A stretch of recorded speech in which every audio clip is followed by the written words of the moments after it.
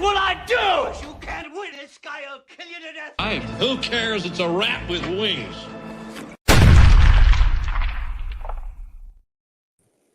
Good evening. Welcome to the Steelers Sanctuary Podcast. I'm Leanne Lohman. We got a full crowd, Sanctuary crews all here tonight. Zach Franciscus, Bob Quinn, Dave Ribeiro, and David Korb all here to preview the Steelers-Ravens wild card showdown that's coming up on Saturday night.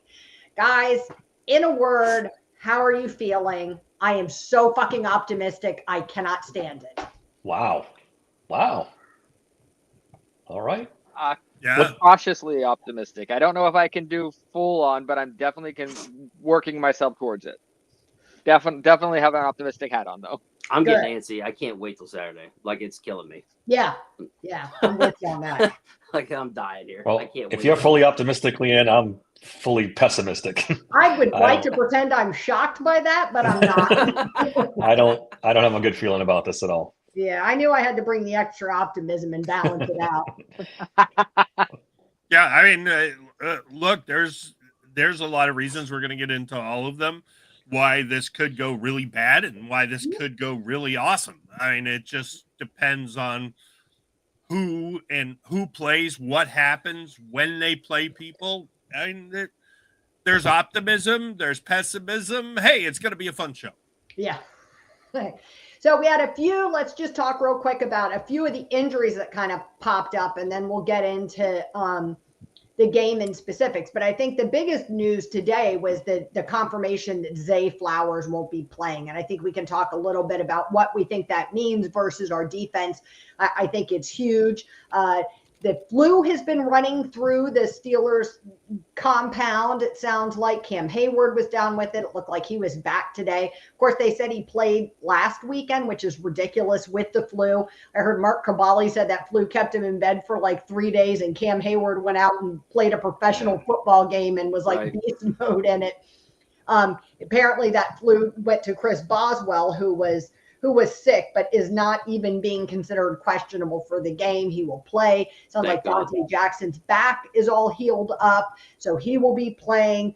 Mason McCormick has a cast on his hand, and I saw that Spencer Anderson was practicing today just in case he needs to play for him. They showed a picture of the cast on his hand and said it could be that one. It could look different, and they just don't know what he'll be doing at this point. Otherwise, Cole Holcomb, Roman Wilson, Logan Lee all remain on the IR, but I don't think that surprises anybody. So how do you think that this Zay Flowers absence will impact this game? How much of an impact do you think that will have, Zach? I think it'll have a lot, not just because of Zay Flowers, but thanks to Farabah, who was the one I saw about the Dante Jackson news. This is also the first time since December 8th we're going to have our entire starting secondary together. That's huge. That matters. So not only are we healthy, but Zay Flowers is out. It's everything I wanted to hear. I've been looking for reasons to be positive, and that's the first one that I didn't feel I had to force. So I really feel good about that. And for anyone out there who's like, oh, well, you should have won by injury, we have gone into playoff games with Antonio Brown, Le'Veon Bell, TJ Watt.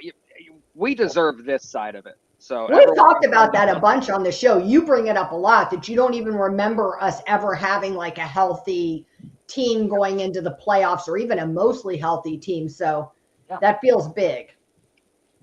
This is probably the healthiest they've been going into a playoff game in the last 8 to 10 years, right? Yeah, I was gonna say decade maybe. There's no major guy out right now. Not missing a key player. Yeah. It's been a long time. Yeah, I mean, it'll be interesting. I mean, we were talking about it in prep. The Flowers injury, there's a good chance it's going to snow. So how much it will really affect the game is kind of iffy. But he is the only Baltimore Ravens wide receiver who's ever made the Pro Bowl.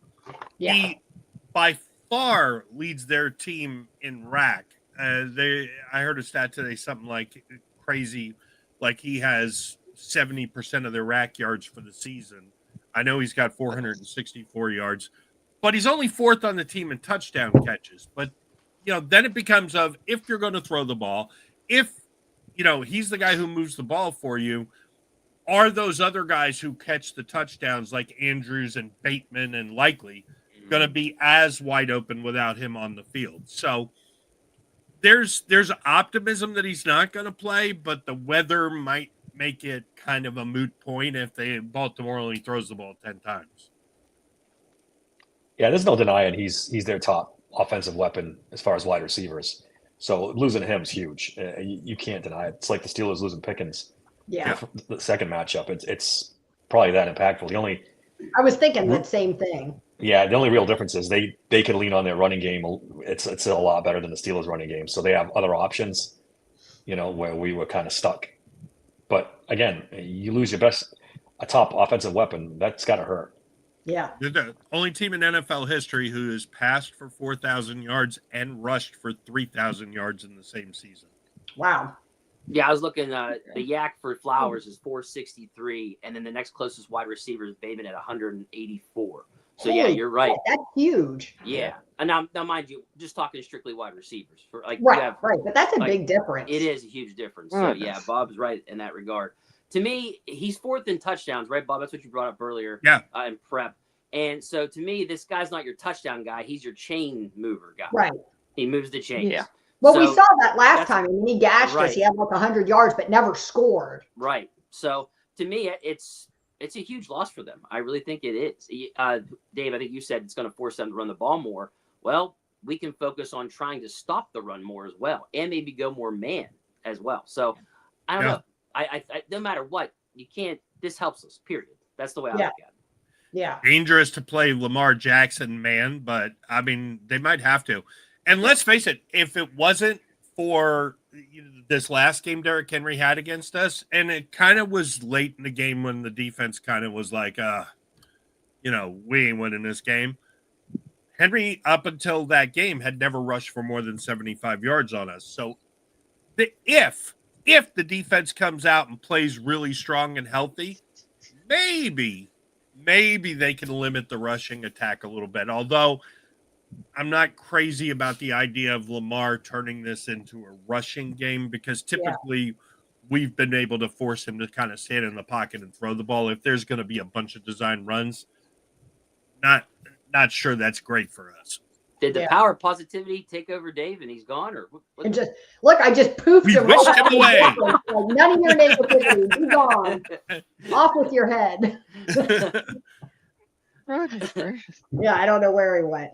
That's a good point by Vaughn. Mark Andrews only has one touchdown against the Steelers. I didn't know that. Bring that up when we did the defense, but I guess we can bring it up now. Vaughn brought up that Mark Andrews has just one career touchdown against the Steelers, which is interesting. I want to talk about him more when we kind of talk about the defense and how we think we'll match up against him. Let's shift gears a little bit and talk about our offense. How do you guys see Russ rebounding from that stretch of bad games? This feels like the worst possible team to rebound against. But I listened to Florio and Sims today, who I can't stand, and both think the Steelers are going to lose. Sims actually thinks that the Steelers are going to get their ass beat by the Ravens. But both of them acknowledge that they feel like the Steelers is the craziest chunk of time, that the Steelers have a real chance to win this game. And the Steelers are the one team the Ravens didn't want to face in the playoffs. We know them too well. Other teams are scared of Lamar. We're not. Do you know what I mean? And our offense isn't scared of their defense. So how do you think Russ can rebound against this Ravens defense? Me personally, they gotta let him throw the ball more. Personally. Right. Some even. I don't know that I think he can. It doesn't mean I think we can't win the game. I don't know that this is the game, and especially if it's a snow game, to turn Russell Wilson loose. I mean, it's so hard because the Ravens were all about it in Hard Knocks. It's check down or moonball, and I think they're going to be playing exactly that. Now, if Mike Tomlin I would say if he turns Russell Wilson loose, but in his whole career, Russell Wilson has not thrown the intermediate ball. He just doesn't do it. So, yeah, if the middle of the field is probably going to be wide open, doesn't mean they're going to target it. So, that's kind of my issue when people get on Arthur Smith about the play calling. Yeah, you can't defend the tosses and the bullshit, but some of the pass plays, why is everything to the boundary? I heard Steve Palazzolo today on the PM team. He was talking about, why does George Pickens never get a ball over the middle? They don't let him run a 2-yard slant and cut in, throw him the ball on the move and watch what happens. The only couple times we've ever seen him kind of catch a ball in the middle of the field on like a skinny post or something like that, he's turned it into a big run. But basically at this point, the Steelers' offense is Pickens or Williams on the sideline with a big catch. Maybe Calvin Austin turns into something. I think we have to see something different. And honestly, as far as I'm concerned, if it's snowing, put Justin Fields in, run the triple option. Let's take our chances. I think the best way to talk about a Russ bounce back for me is know the role you're supposed to be playing this game in. We don't need you to win the game. We didn't bring you in to win games. We brought you in as a good complement to what we wanted this offense to be. And that's the most good. And another thing that I don't believe is going to happen, but I hope it does, go against your instincts, Russ, and expect the worst when it comes to protection. Expect the worst when it comes to what you're going to see when you look up, and plan for that. So that when you look up, you're not surprised by what you're seeing. You haven't gotten good protection in 4 or 5 games. Expect that. Plan for it. Maybe practice a couple more rollouts, or maybe practice not doing the Kenny Pickett spin. Whatever you have to do to prepare for that. That worries me, because I think he's going to be too rah-rah and coming in expecting something that's not going to happen. And I want him to be real about this, and that concerns me. Well, they got to help him. They got to help him. Don't be so predictable with everything. Bring back more play action. There was hardly any play action in that game against the Bengals.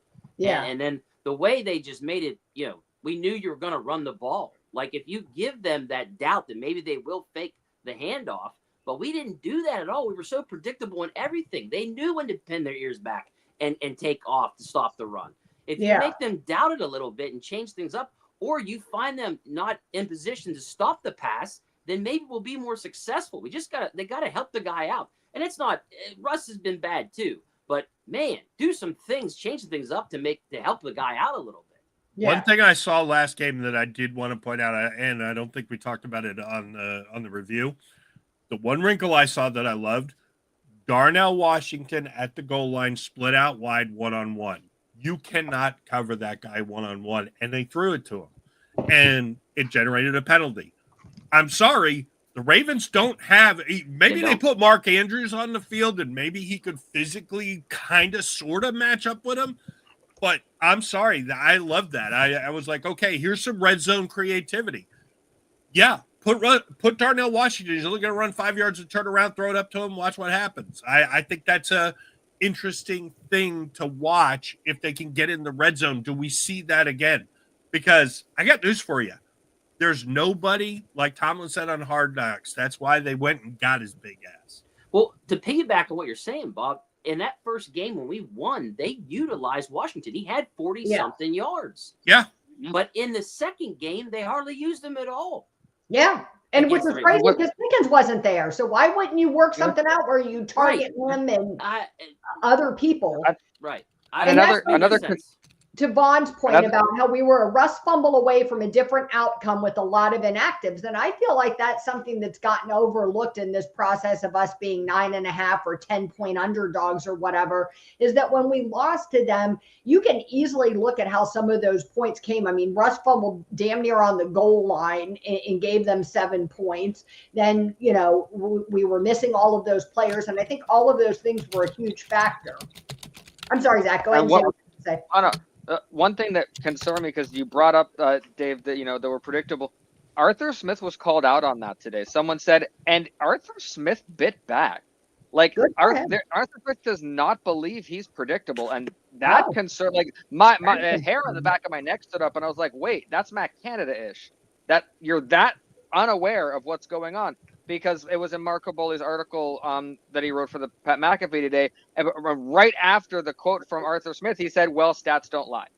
And so Arthur Smith has no idea what he's talking. And that worries me. It goes to this game not wanting to change things up. Or he's saying, I didn't call those fucking plays. Well, no, because it wasn't about his play calling. It was about the predictability of the offense. So it had nothing to do with blame or responsibility. It was, is the offense predictable And if his Is it answer to that was, predictable well, because Tomlin, of the play calling? Yeah. Yeah. I mean, called nobody 12 knows runs in a anything. row. I think that was a hit and a half that, hey, I can call 12 runs in a row. Yeah. well, if they be to the right people. I mean, if we're running and tossing to the right people, those plays would work. It's a mixture of personnel and play calling with this. It's Yeah. a whole mess. But that But yeah, came up that's my. yesterday. I did an article on that part of the problem is that Mike Tomlin is adamant on having this personality that we're this run forward smash mouth team like it's 1974 or something, and we don't have the personnel to pull that off. We just don't have the offensive line to make that happen. When maybe they'll get there, do you know what I mean? Maybe we have the talent, they're too young or not developed yet, but they aren't there yet. And then I think when you couple that with not using our running backs appropriately in situations, I think it makes the run game like an epic fail. Well, they can't have 3 tight ends out there and only 1 wide receiver's out wide, and it's Austin. Yeah. Like, we all know what's going to happen, and that's their problem. Right.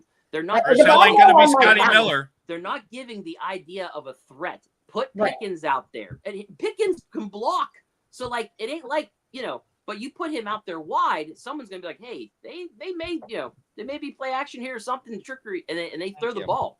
If you don't have him out there, you've taken away that worry for the defense, and that's what drives me nuts with Arthur Smith. Fine, Mike Tomlin's calling, he wants you to run the ball, sure, but you have to give the idea, the threat of a pass coming.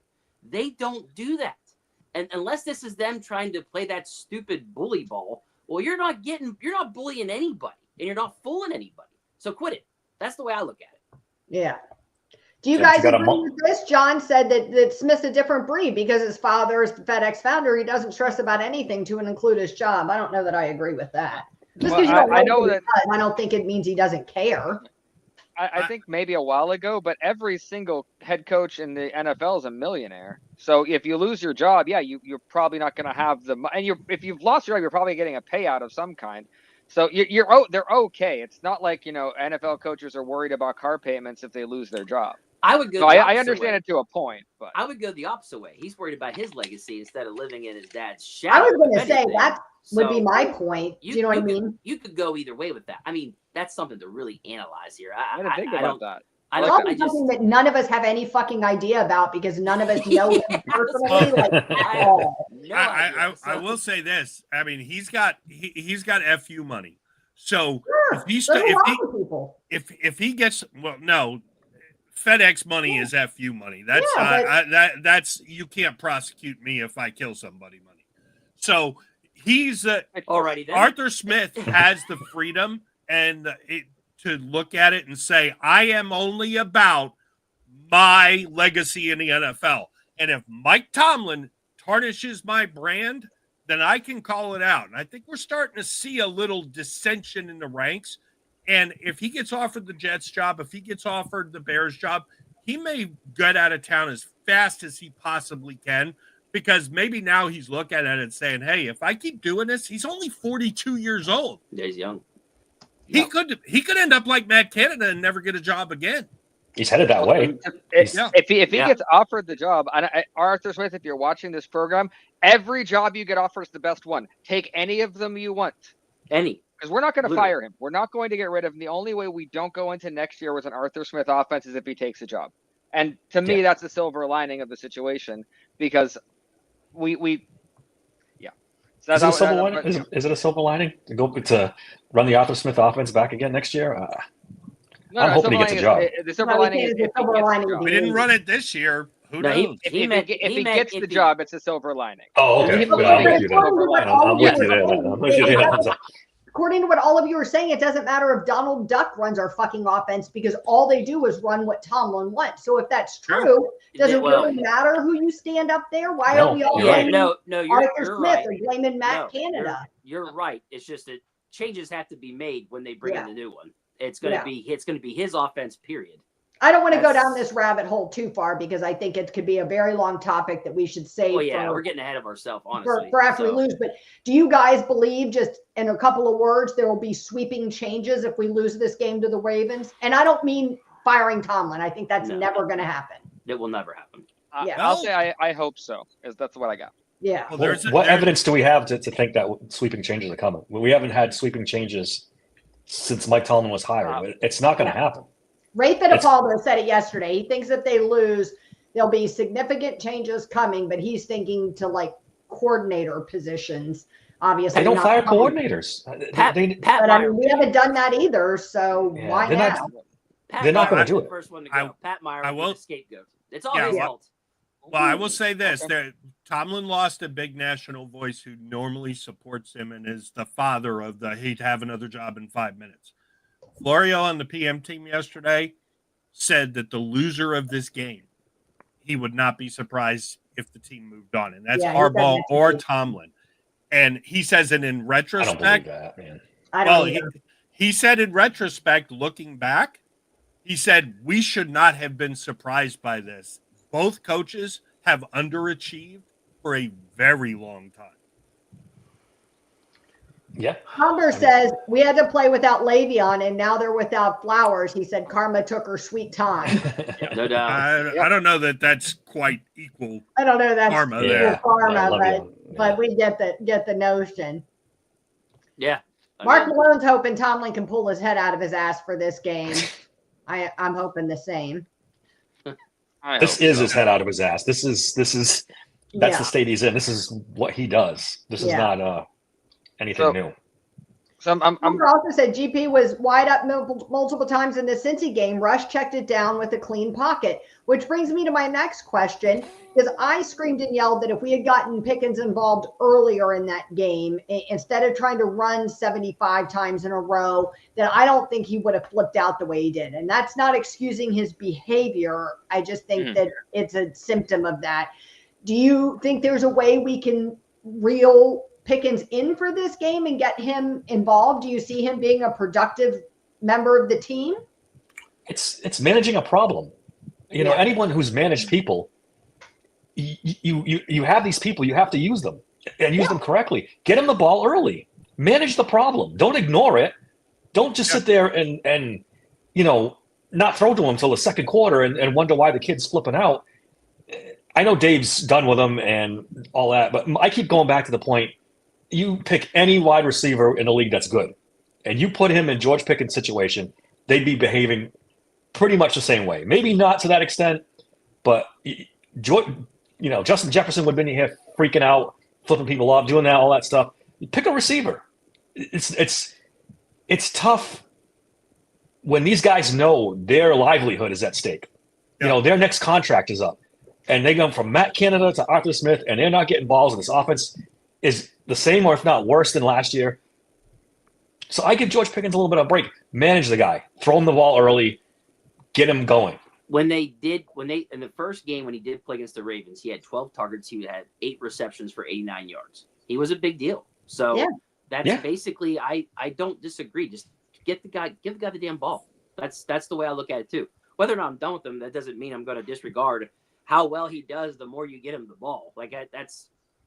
Look, let me say this. I spent my career teaching people how to manage kids with problem behaviors, like the one percenters, the kids who cannot get along. And when you were the math teacher that insisted on picking on the somewhat naughty kid in your class and they lashed out, that shit was on you. Now, I'm not going to punish the kid for that when I've told you, you know what I mean? Like there's a better way to interact. Right. Like, you have to manage, like Dave said, you got to manage your people, and you know what you've got in Pickens. And if you don't like it, that's fine. You have an option to move on from him. But if you're going to keep him, you got to do whatever you have to do to be able to keep him engaged. And that means, I mean, people have been saying for months, you got to get the guy the ball. And when you don't, we have these disastrous results. And then you formulate a whole game plan where the whole game plan is to not get him the ball. And then you do, and he drops it, and then he's in his head even more. And you can't wait. You can't wait to the fourth quarter. Yeah, He's you already can't wait lost for his that mind point. by now. Yeah. Well, so And it's And not like especially-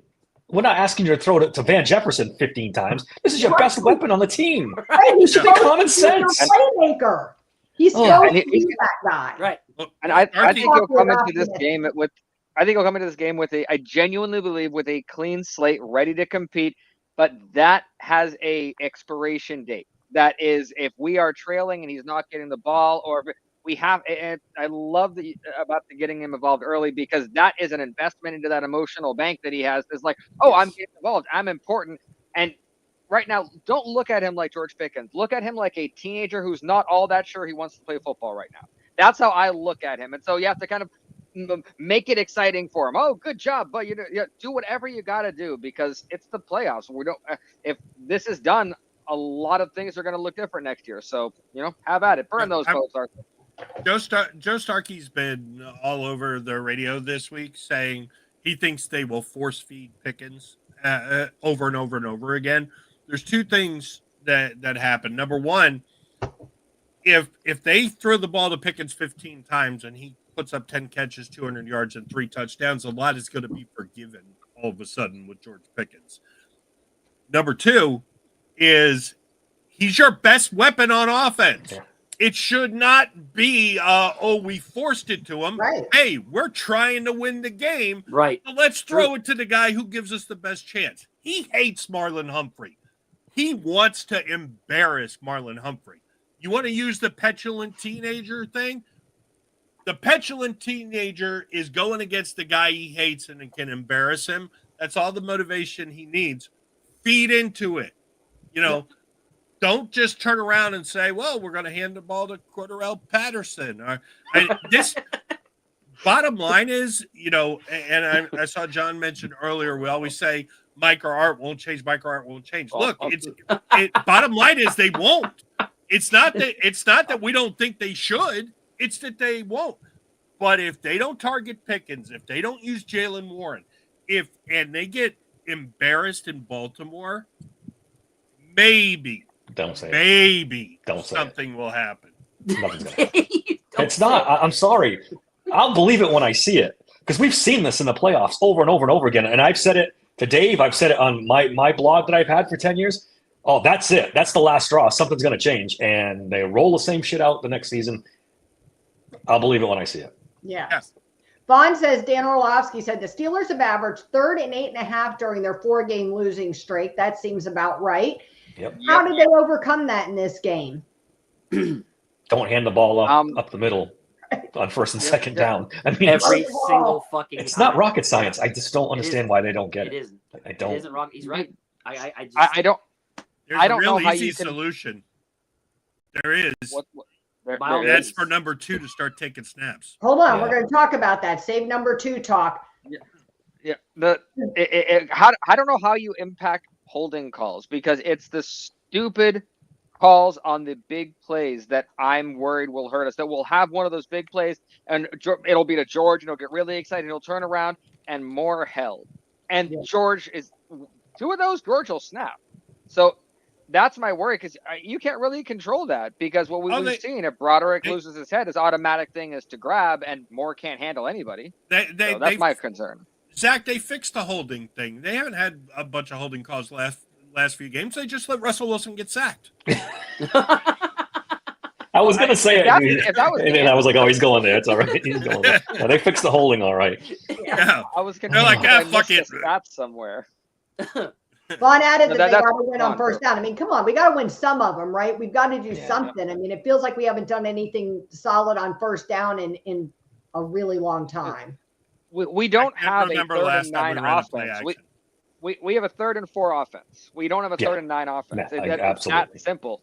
And whenever I see us in 3rd and 9, I'm like, okay, well, I don't have hope. But legitimately, I'm like, we're going to punt on this, or we're going to force it. Right personnel. Zach, I know you made the right comment the other day. I think it was you said that all these other teams on 3rd and 3 are confident they're going to get it. We're always like biting our nails, like, are we going to get this? And that's never confident. Never confident on 4th down either. Everybody else goes for 4th down. They walk out like with swagger. Yeah. Look, 3 yards is hard to get on a toss. To Cordarrelle Patterson. Correct. Yeah. So let's talk about number 2. Does anybody really think that they're going to bench Russell Wilson in favor of Justin Fields? No, not like that. Not whether you think they should. Do you think they will? Oh, no. The sky would have to fall. It would have to be really bad. Here's the scenario I think it can happen. Okay.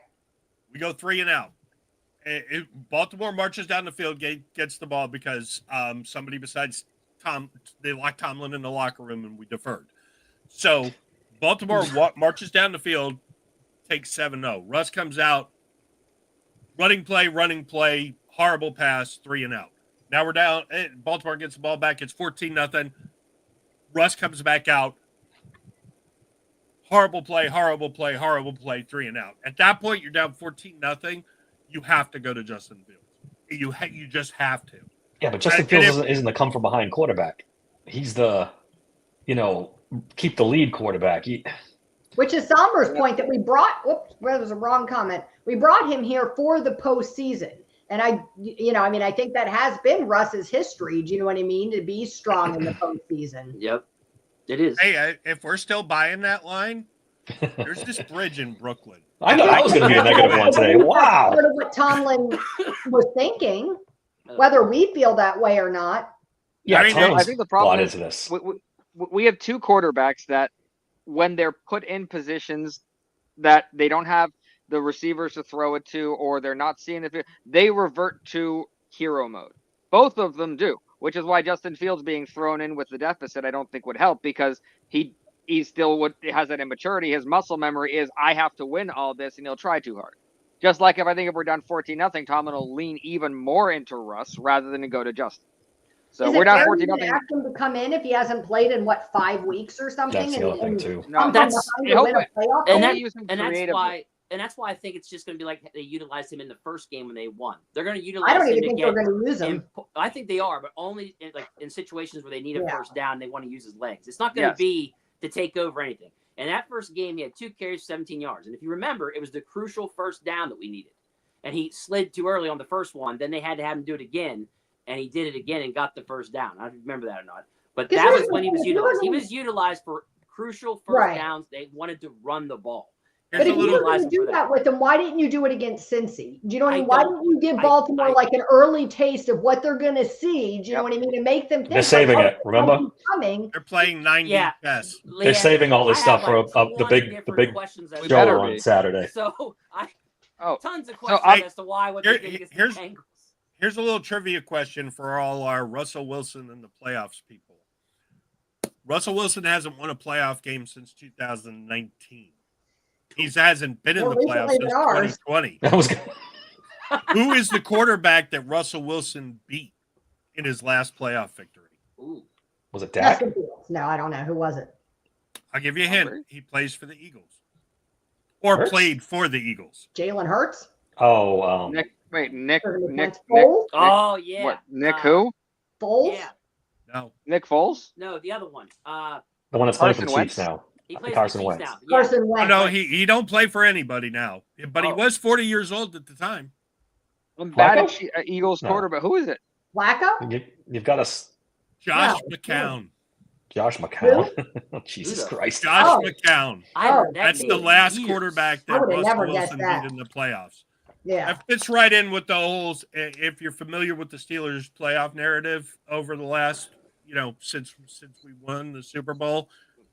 Matt Moore, Alex Smith, Now, when it comes to Justin Fields, though, what I would tell Arthur Smith, any play where you are thinking of having Cordero Patterson line up in the backfield, put Justin Fields there instead. You don't even have That's to a use great it. idea. See what the defense would do. Do it one time. See I guarantee 2 guys look at Justin Fields because they wouldn't know what to do. Cordero Patterson is a useless backfield asset. Even if Justin Fields is a decoy, what a fun idea that would be. And especially if it works and you see, if you see, they can be on the do it field in the at red the same zone. time. Do it in the goal line. Use him as a decoy. Whatever. Yeah. Here's a fun idea. Toss him the ball on a screen. Let him go. Or no. He's going to pull out all the stops. Toss him the ball like the toss to Patterson and let him throw it. Hey, we're going to burn the boats. Could do a lot of things. There you go. See? That would open it up so much. So if I see that, then just if your phones catch on fire, it's because I'm texting that much. Right. But, let's face it. Yes, is it possible they've held back all season long just for the hopes that they got into this game and they could run out all these exotic packages? If it was Bill Cowher, they'd be running trick plays all over the place. I could not think of big trick plays in the Tomlin era. we saw a flea flicker earlier in the season, and I about fell out of my chair. I think it was the first one we ran in 20 years. There's things that can be done with this group. What do I think they're going to do? They don't even it? have to be trick plays. They just have to be somewhat innovative. Do you know what I mean? I mean, not the same old stuff we're running. I mean, or how about just not predictable? Do you know what I mean? Right. Mix up this shit you're doing. That's my What- biggest thing is predictability. That's Yeah, what I think when the head coach comes out in his press conference and says, I don't want my quarterbacks to throw the ball. This is 2024. What the hell NFL do we think we're playing? Because if we jump in a time capsule and go back to 1974, we're in business. right. And But we're not, because our running game's a he's shambles. 84. Yeah, literally. Yeah. So here's a good point. Our sniper brings up that of all these complaints about our receivers, ignore the fact that the all 22 shows about 15 open receivers a game minimum.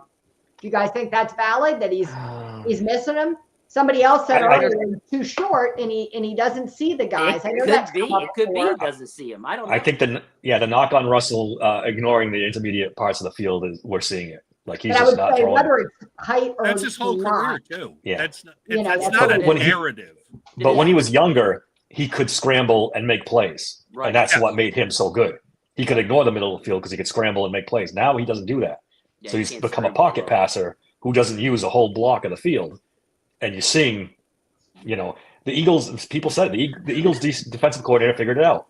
Take the deep ball away, concentration on the running backs, and you shut them down. And ever since then, they have not been good on offense. Right. For our man Andre asking the question, that would be Bill Belichick. Right. Who decided that. Now, he wore 84 with Minnesota, but he didn't start running the ball till he went to New England. To New England. Correct. All right. So, Dave, in this game, who do you think is going to be your offensive X factor? Like, who do you think could be the player on offense that could make this game break wide open and go the Steelers' way? There's only one guy, right? It's George Pickens. He has to have a big game. If he doesn't have a big game, they're not going to win. They got to feed him early and often and get some production out of him. The whole offense revolves around George Pickens making big plays. We can talk in circles all we want, but that's the guy. When he's not playing well, the Steelers' offense isn't playing well. It's pretty simple. I basically agree with Dave, but just to be different, I'm going to say Mike Williams. They got to get this guy more involved. He hardly plays, but always has one big play more than Van Jefferson. Did you guys notice that? He's always got a big play in it. Because he catches the other team in complete shock that he's on the field. And that's my thing. He gets 6 snaps and always has one big play to Van Jefferson's none. If they're going to double up George, we know that, right? Yeah. Or they probably will. So have the guy. They usually out there don't, though. I know, but if they're smart, they should. So in my head, I'm thinking we got to put the second best guy out there, wide receiver, who's going to make plays, and it's been Mike Williams, even though he hardly plays. That's how bad Van Jefferson is. That's why Mike Williams should be out there more. That would be my X factor, is if they play him more than that and actually make him a part of the game plan here. Besides Pickens, that should do well. This is they're ranked 31st in passing, guys. Their defense is not good against the pass. Yeah, So They've been they better should lately, utilize- So they should, sure. It doesn't They've been matter. better. Either way, they're not as good as they are against the run. So Yeah, you should true. put your 2 best wide receivers out there, for God's Yeah. sakes, to fucking move the ball down the field. So to me, the X factor, technically, Dave, I would agree with you. Of course, it's Pickens. But if you want to go somebody else that can really help in the receiver group, it's Mike Williams. And there should be no question he should be out there. Can you imagine if they just came out throwing to various wide receivers on the field? I mean, we might be like No, when you like stun can't. like a bug or something for a minute. can't and it'd be imagine like it. Baltimore would be on its back, like, I don't know what to do. Hey, something. It's true. I'm gonna say Jalen Warren's my X factor, because we need good pick. him. We just need him. We need him to take pressure off of Najee so that the blocking actually works for it. We need it to open up passing. We just need Jalen Warren, and especially in pass blocking, because we're gonna have a couple rough times where guys are gonna get through. So Jalen Warren is definitely my X factor for all of the hats that he wears. Please, just we need you, bud. I know. Honestly, I mean, I would have kind of leaned Jalen. Look, there's a scenario in the snow where it could be Najee. Yeah. He's played the Ravens 8 times, and in 8 games, he's had 2 100-yard games. Both were in January. So, Really? yeah, it could be that, big back wears him down. I'd like to think that's possible. I don't know. I think if Najee does have a 20-carry game, it's either a rock fight and we're winning 13-10, or it's, okay, we're down 4 touchdowns.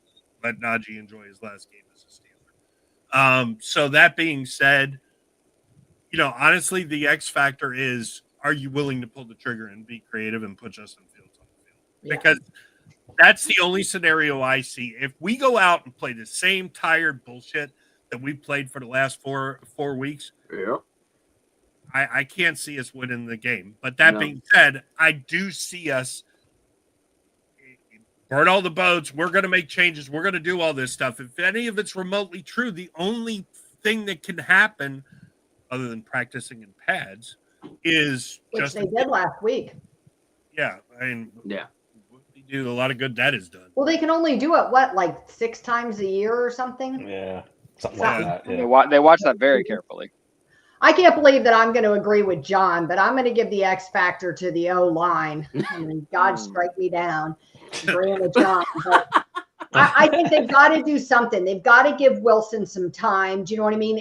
Look, we've seen all the comments tonight. We've all said it. He's not the quarterback he used to be. Father Time is undefeated in all ways. And he used to be able to, maybe he couldn't manage that middle of the field, but he used to be able to kind of roll out and make something happen. And he's not as good at that, right? Which kind of leads me into our next topic.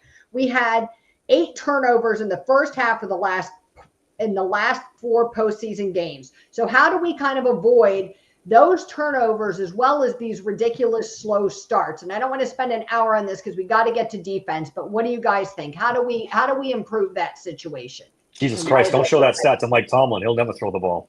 Right. Yeah. He's already afraid of turnovers. Yeah. I'm sure that's in the back of his mind too. I don't know how you avoid turnover. You got to be aggressive. And if turnovers happen, Yeah. it just happens. Live in your fears, right? But Yeah. we are living in our fears. You can't think about turnovers going into this game. You got to be aggressive. If you stop being conservative and try not to turn the ball, you're going to lose. You're going to get boat raced. I mean, unless they want to deflate the ball a little bit, That could work. it's worked for some other teams. Yeah, Big Poppy had a good X factor and Arthur Smith. I'm surprised that none of us thought of that. That was a good one. Yeah, That he's is got a to good call one, the game actually. of his life. If I thought remotely Arthur Smith was calling the game, I would have agreed. He's got to call the game of Mike Tomlin's life. Yeah, there you go. The turnovers are really rough, but another thing is, I think either over the past 4 or 5 games, we are averaging 2.8 points in the first quarter. That's crazy. They haven't scored a touchdown in the first drive in 19 games. Yeah, we have to start quick. We have to start quick. And what I don't want to see is a quick start and then 2 penalties in a row take us out of field goal range and we punt, which is what it seems every one of our good drives. That's what happens. So that's what I need to see. Are we longing for a jet sweep to Calvin Austin at this point? I'm not quite there yet, but I'm getting there, Bob. One more stinker. We're getting close. Let's talk about the defense a little bit. It sounds like Dante Jackson, Joey Porter Jr. are going to be good to go. Who do you guys see as the defensive X factor? Ooh. I hate to be super predictable, but TJ Watt. We need a TJ Watt game. Yeah. We need a big TJ Watt game, which we haven't had all season. Maybe I can't off the top of my head think of a classic TJ game. We need a couple sacks. He needs to punch a ball out. We got to have it this week. Just for the sake of going somebody else, I'll say Joey Porter. You saw what happened when he came out of the game. As soon as Joey Porter left the game, they got smoked. So I'll just say Joey Porter for that. Oh no. Bob, you go for a second. My train of thought left the station faster than I could catch it. Good, I had one. So yeah, go. Good Lord. I'm gonna pick Dave's favorite guy, Hall of Fame Herbig. is the X factor, because there's going to be times where TJ, look, he's not 100%, and he's going to go all out in this game. I get, and Alex is going to go all out, but there are going to be times where 51 is on the field. He is noticeable. He makes an impact when he is on the field. Him and Lamar against them the first game. Yeah, him and Lamar, I think, and he's good at knocking the ball out like TJ is. I think he gets a fumble on Lamar, especially if they're going to run it more. You know, if you're playing on the edges, I would almost rather have Herbig out there on the edge. It could backfire because I think it is a home run or a strikeout when you got Herbig and Jackson one-on-one. He either takes him down, forces a fumble, or he watches him roll by for 75 yards. So, yeah, I think Herbig is going to have an impact on this game. And I think it's going to start slowly okay, this is the next guy, the replacement. I like that. I'm glad thank you. I remembered who my guy was. The guy who's been called overpaid many times on this, but we're playing a game against Lamar Jackson and Derrick Henry. Mike Tomlin has blueprints. He knows how to beat this guy. We showed before he knows how to beat Derrick Henry. So Minkah Fitzpatrick is going to be the key. And I want to see a fluid use of Minkah. I don't want to see we had to only use Minkah like this, or we only had to use him as the situation demands. Terrell Austin, show why on earth you're there. There has to be, or give Minkah the ability that Troy had. You know, do it yourself. Call whatever you see. Do what you think needs to be done instead of feeling trapped inside that. If we need you to move up to stop Henry on 2-1s and then you drop back to stop a long one, that's what you do. So I want to see Minkah, because if we lose this game, we're probably going to see 2 or 3 plays where Minkah was either used wrong or out of position. Deshaun Elliott was another good pick by Somber. That's another good one. Yeah. And honestly, if it's going to be a run game, where I don't think Minkah's going to impact. We kind of saw what happens when Minkah is impacting by being the guy hitting Derrick Henry. Deshaun Elliott was stopping Derrick Henry. Minkah was going for a ride.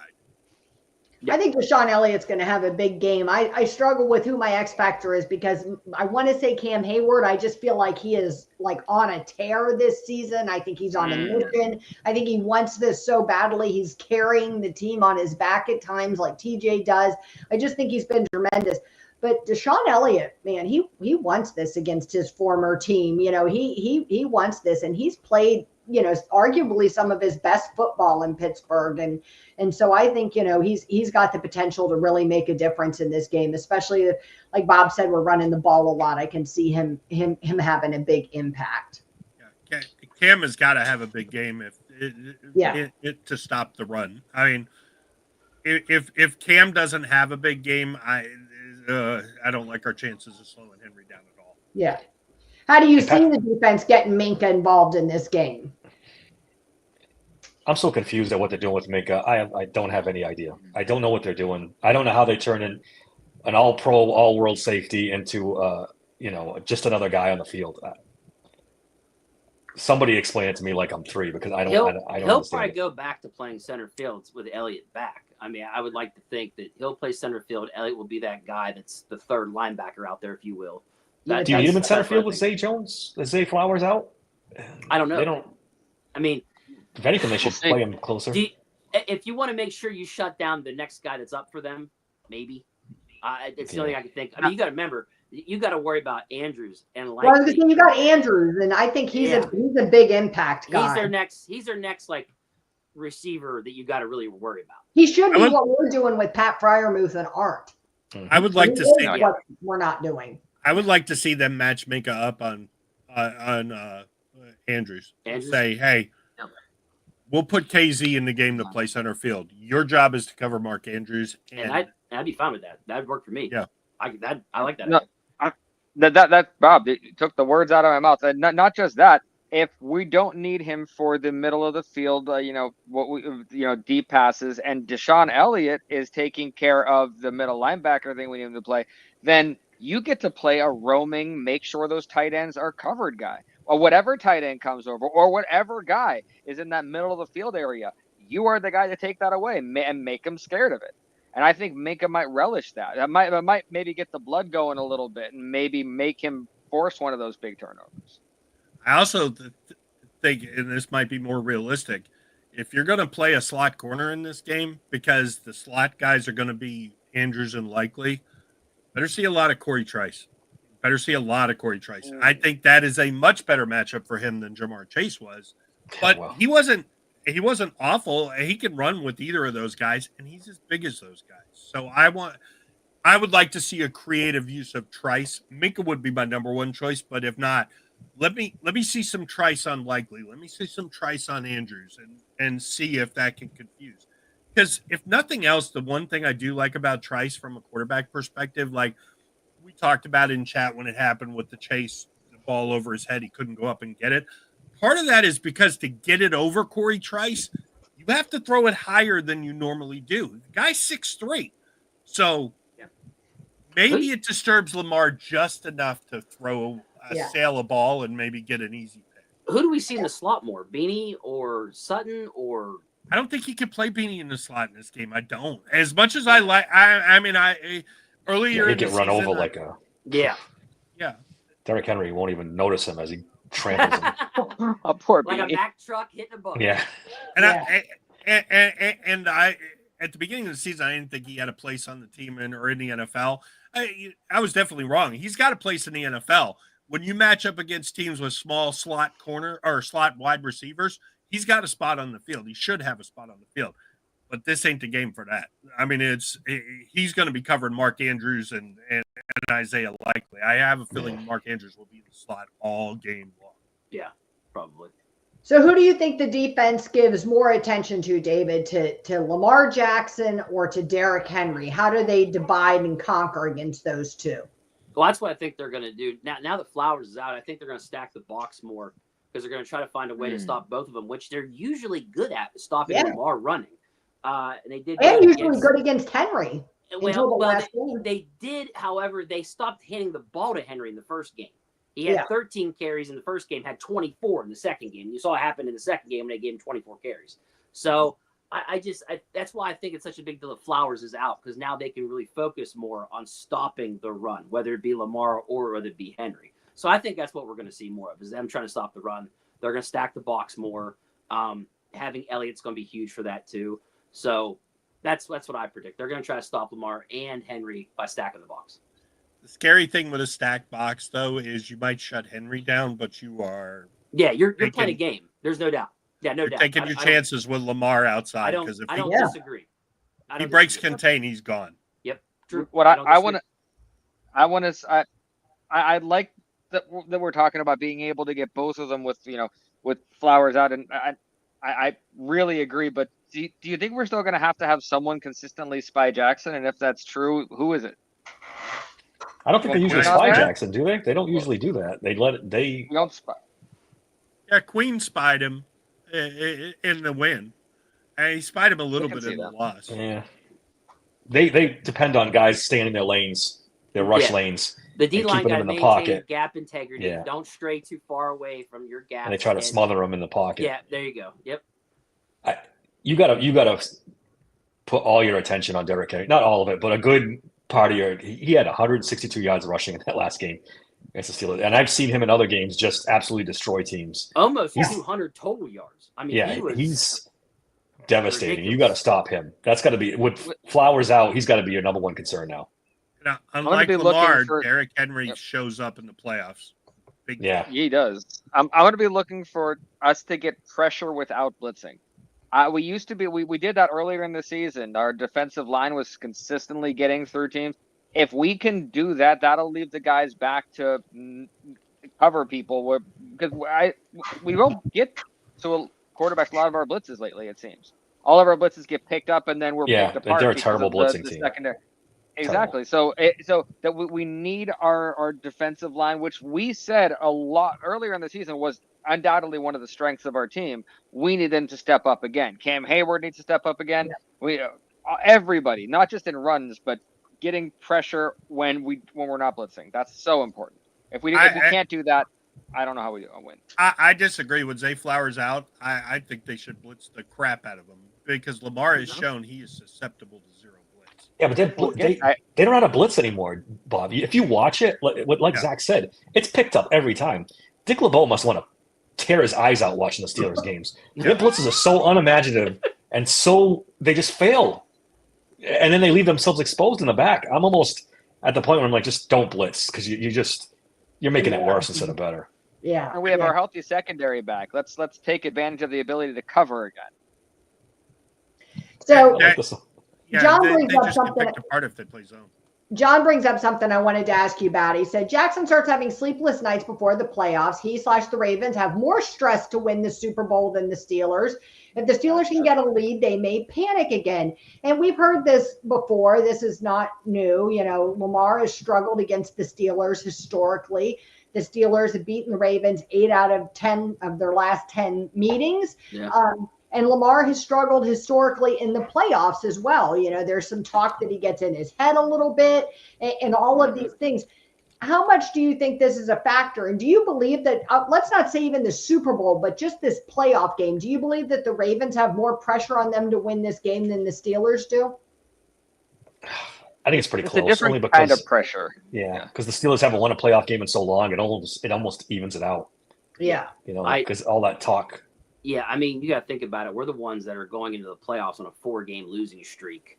They're the ones that are flying high, ranked top 6 in every statistical offensive category. Like, they're expected to win this game. Look at the spread. Which was the point I heard earlier today, that like we're these plucky underdogs was the term that was used. I forget which radio guy it was. And he said, you know, but the Ravens are expected to win. And so they have all this pressure on them. The Steelers don't have the pressure because nobody is expecting them to do anything.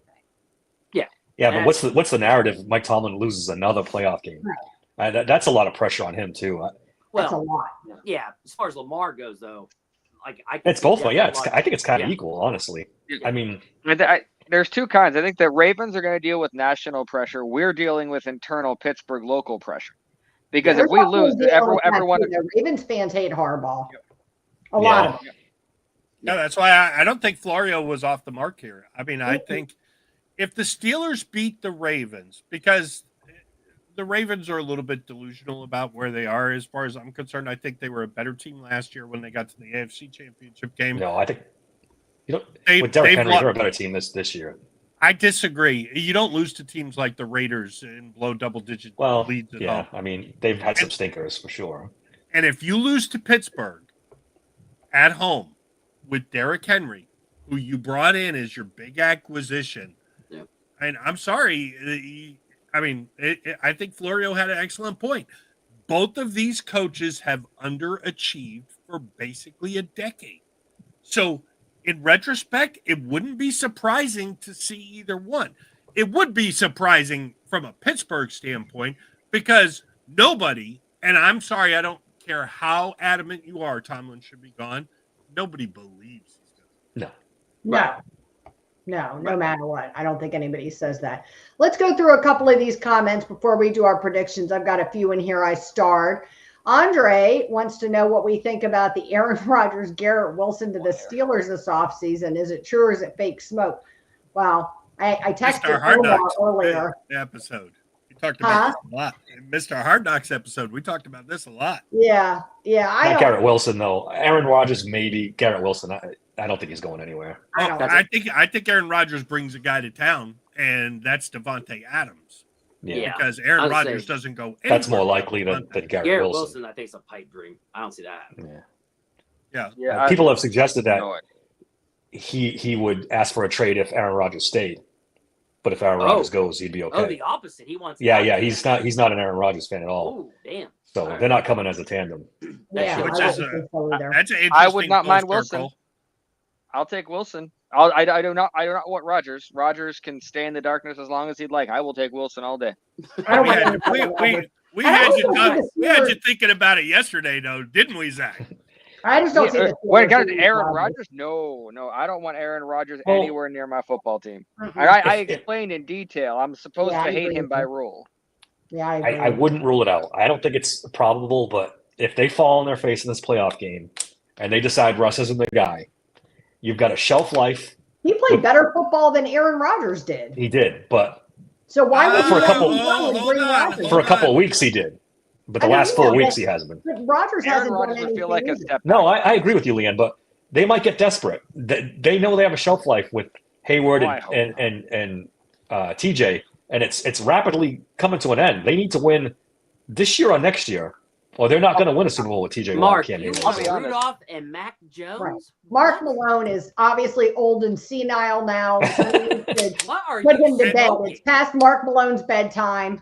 And Bro, before we pass on that Russell Wilson played better than Aaron Rodgers. Aaron Rodgers threw 28 touchdown passes. Yeah, I was that's gonna not say- all necessarily on Wilson though. I don't think that's Yeah, all. I mean, his Russell supporting Wilson cast had was much better. 28 touchdown passes in forever. It's obvious proof last year when they said the 26 touchdowns and 8. It's not the same. You want I the don't middle think of the that is field. necessarily want the intermediate benchmark of being passing, a better Go get Aaron quarterback. Rodgers. Hey, look, I don't think if they that's could just benchmark bring of being in, a better if he quarterback. brings a top wide receiver with him, okay, fine. Like Maybe. I'm more about the wide receiver. Like if they Yeah. could bring in, Yeah, there's no another top wide doubt receiver, Aaron Rodgers had that'd be better nice. talent around him, offensively. Yeah, right. Yes. No doubt.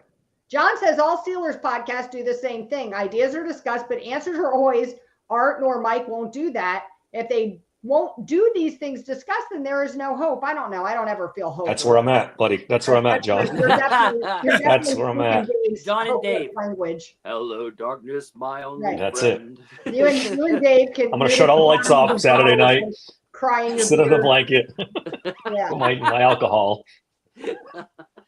Goodness gracious. Somewhere added You know- earlier that this game comes down to Russ not being scared to throw over the middle of the field. That's Baltimore's then weakest game spot, over. but also Russ's. That's interesting.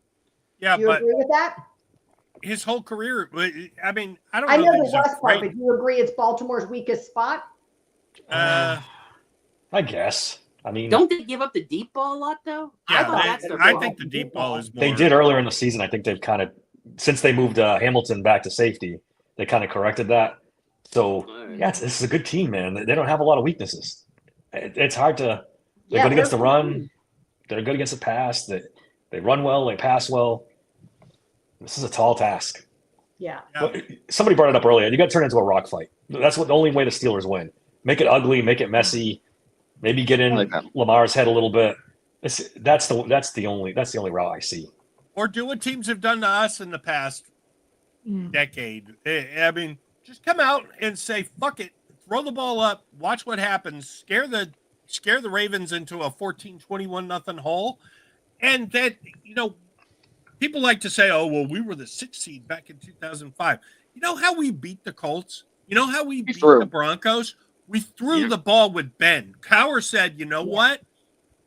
I'm just going to let him throw the ball. And whatever happens, happens. And we got up 14-21 nothing. Yeah, but we you put had, it in the that was a young Ben in his prime. This is Russell Wilson in his late 30s. Oh, no, I agree, whole but I think different- that's a realistic chance. We ain't going to beat him running the ball.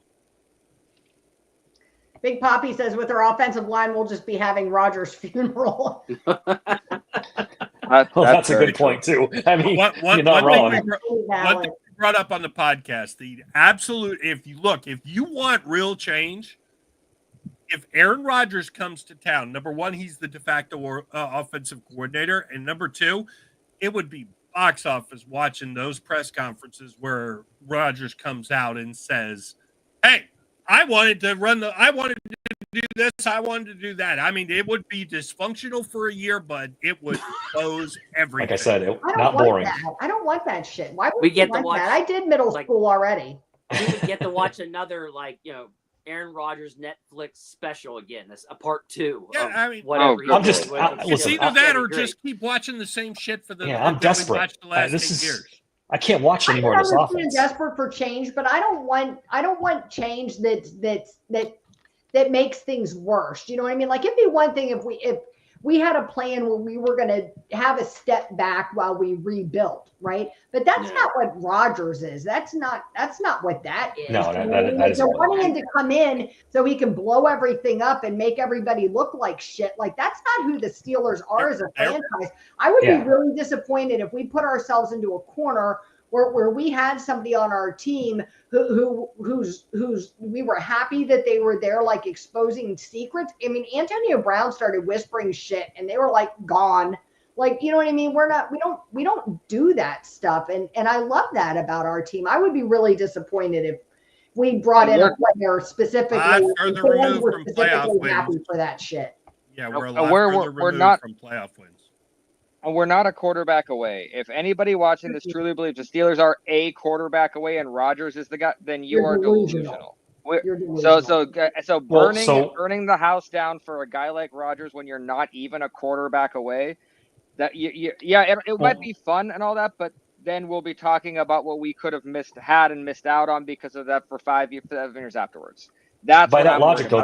then You don't bring Russ back either. Then you might as well bring Justin Fields. I don't want either back. My thing, and I've said this at the thing. My number one thing is let's get a playoff win or two, maybe more with Russell. Send him off into the sunset. Go with Fields. I have never wanted Russ back. Yeah. It's too much money, I'm on board with that then. No, younger. I want younger. Let's listen, get away from veterans. So I think Russ is back no matter what. B, if he beats the Ravens this week, he's definitely back no matter what. Oh yeah. And if he wins 2 or 3, you won't be able to get rid of him if he tried. So if you can't have both, Zach. If he wins one playoff game, he's definitely back, 100%. 100%. I agree with that. Yeah. I'm not even convinced if he loses this game, he won't be back. Me too. So, I think he's the most likely guy to be back next year. I think he's because Tomlin loves him. Tomlin likes him. So it's Groundhog's Day. So Cam Hayward looked like he wasn't having it when that little thing at the end of Hard Knocks. I was waiting for Hulk smash right there, buddy. I really was. I think the defensive leaders might turn around and say, okay, we tried that shit. Do something else. Yeah. Mark Malone doesn't think he'll be back. He said he doesn't think he'll be back. All right, guys. What are your predictions? Zach, start us off. Oh, goody. I get to start us off. Well, you keep putting yourself up in the left corner. No, I don't. I know. I just every week I'm like, I hope I'm here first. I'll get the corner. I'm with you, Big Poppy. Be watching in a little bit here. Yes, sir. Oh goodness, I truly believe that the offense, all the offense has to do is get 1 touchdown per half, and maybe 2 more field goals. So if we're gonna win this game, it's gonna be low scoring. So, you know what? Steelers 20, Ravens 18. Okay, Bob. All right, so I think they're going to fall into a hole, and I think at that point the phone's going to ring, and they're going to put Fields in. I'd say as long as it's not at least more than 14 points, that we figure out a way from that point on. I think the snow is going to play a factor. A 61% chance of snow. I think the Steelers start slow, get it tied or close by half, and then dominate in the second half because Baltimore will choke if it's close in the second half. Baltimore is either going to win by 4 touchdowns or we're going to win the game 7-10 points. So I'm saying Steelers 27, Ravens 18. All right, Dave. I don't like. Well, I hate to be the darkness in all this. No, you don't. You love to be the darkness. Get out of here. I don't. I honestly don't. I wish I could come out here and be super positive, but this team's lost 4 in a row. They haven't showed me anything. I think they keep it close for a while, and then the Ravens pull away 27-13. So I like this that he thinks Russell Wilson will turn it on. Yeah.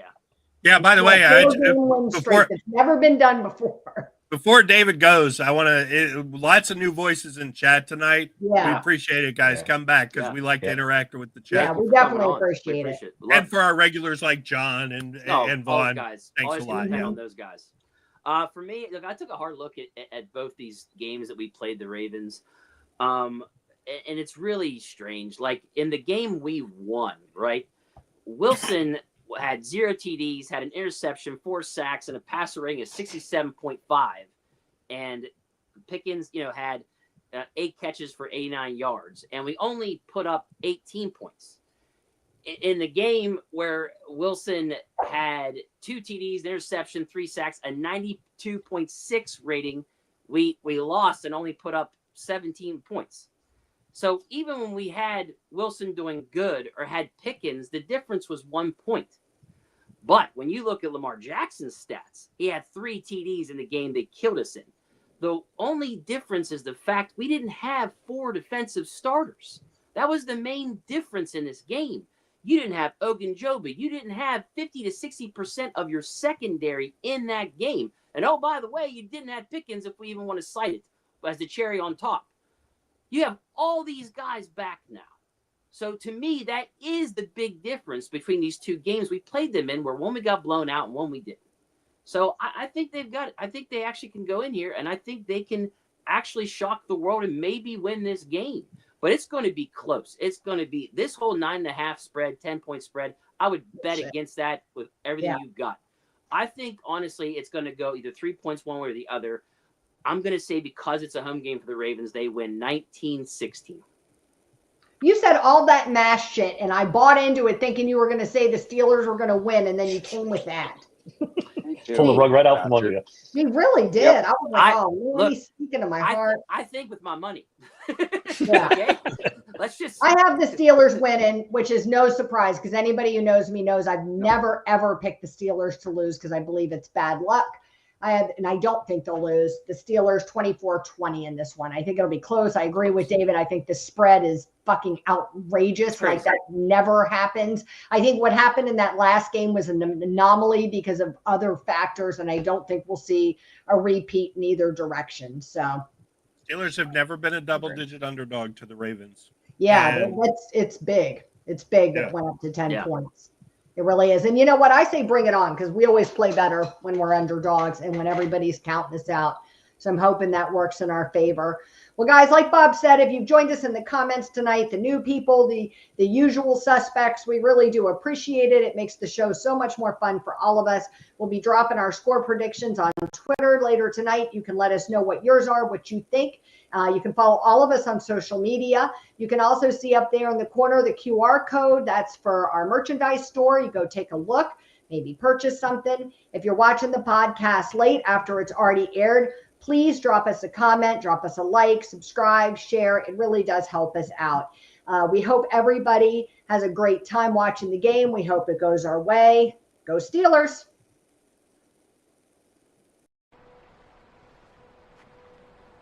Storm's coming.